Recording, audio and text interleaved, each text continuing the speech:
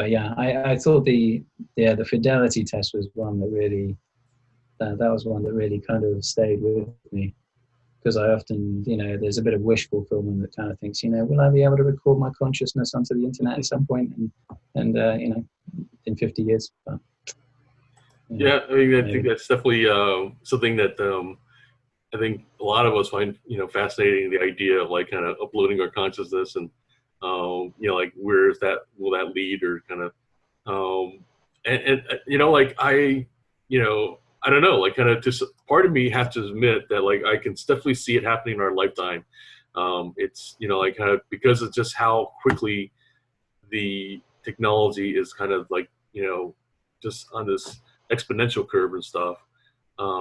And again, like kind of if like what the show puts out is kind of true, that we're relatively simple our programming, so like that, then that can very much be the case. But then here's the question though, like, is then like if you did upload your consciousness and stuff like that, is that really you? Like I think that's like kind of a more like almost uh, philosophical question, right, and stuff. Like what is who is Dan, who is John, right, and stuff, and is the our consciousness, our concept. I mean, I think that's like kind of to me like one of the kind of fundamental questions, right? Like since the beginning of time, that kind of deal. That like what is who are we? Like kind of the sense of like what does that really mean, right? To be us and stuff like that. Yeah. Well, I mean, there's someone, I can't remember what it was, on a TED Talk or something like this, but they said there's actually more nerve endings feeding from your stomach to your brain than there is from your brain to the rest of your body. So it's almost like, well, you're taking in more information from your body than your brain is giving out. So what actually constitutes the control mechanism of what drives your behavior? Right. Yeah, no, I think it's the question. I mean, I think that they do sort of bring that up in Westworld as well. They have this idea that, Dolores, even though she's broken out of her programming and she's, doing something that she's definitely not on a loop anymore, but she's still following Ford's programming to some degree, or Arnold's, depending on, that's still a bit sort of ambiguous as to did Arnold go about, specifying their own individuality, or his idea of it, to the point where they're kind of just following his program.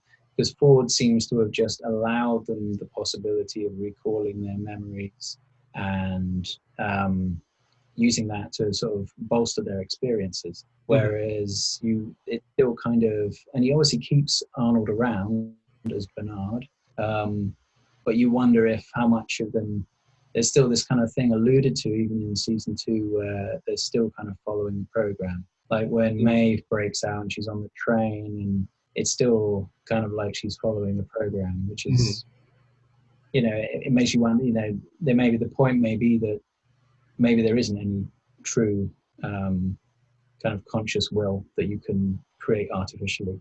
It'd be interesting if they are actually, and it's all just some sort of massive trolling exercise by Arnold or something. Is I doubt the series will end on those notes, but it could be something like that. Like one of the quotes that I love personally is from V from Vendetta about artists using lies to tell the truth.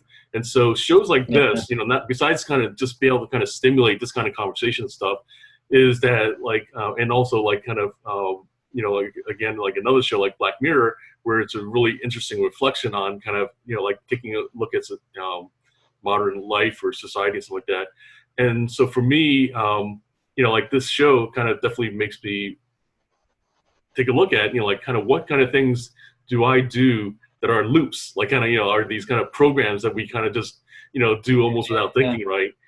And it's really fascinating to me, like, kind of, because we see in the show how like, people like Teddy and, Dolores and stuff like that, they have like kind of, the certain way they get up, certain, like they have this ritual almost of like kind of, going to the creek and painting or something like that.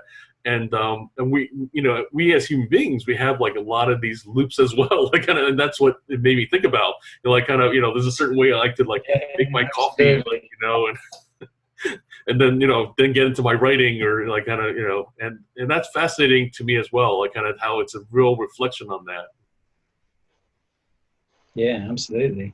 And I think that's the sort of unfortunate thing about the show is that a lot of people that I knew who I said, you got to watch this, it's really good. They watched the first couple of episodes and they're like, well, it's just this character just kind of getting up and doing the same things over and over again. That kind of, but I thought the repetition was quite effective, because for me, it made me intrigued as to what was going to happen. Whereas, if you maybe don't have quite the patience, you would say like, oh, well, this is boring. It's just the same thing, and I don't quite get it.